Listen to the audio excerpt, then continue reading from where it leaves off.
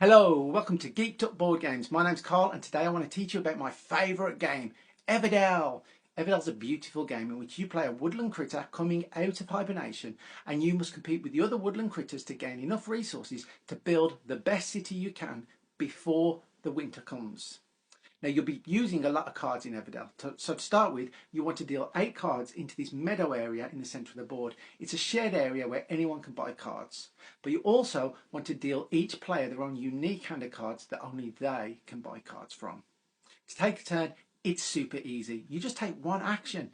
This action here is to place one of your workers on the board to harvest resources. And you'll notice around the edge of the board, there's special locations. They're randomly dealt in every single game, but they are more powerful, give you better access to resources if you can get them. Now, once you've got the resources, well, you can trade those resources in on your turn to buy a card, either from the meadow or from your own personal hand. Once you've got the card, you've got the points on the card. You've also got access to the ability of that card, like this card here, that enables you to buy another card up to 3 points free. Now in your hand, the cards you haven't yet bought, you're only allowed a maximum of 8.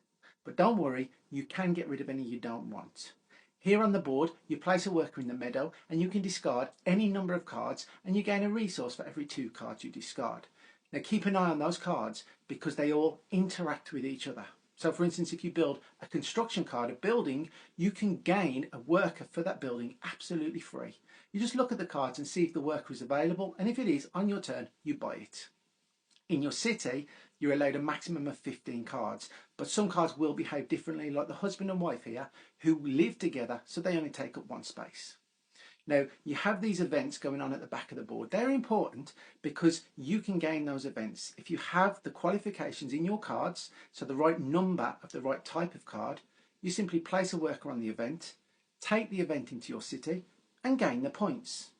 But on the tree itself, you'll notice there are some special events. Now again, they have qualifications, and if you have the cards that qualify you for the special event, you place a worker on that special event, bring it into your city and gain the points. But in the special events, you'll have special abilities and they can gain you more points later in the game.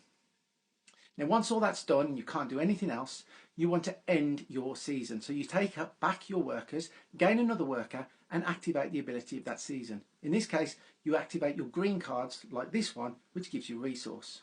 In your second season, you'll gain another worker, but you'll also gain 2 cards for your hand if you can draw them.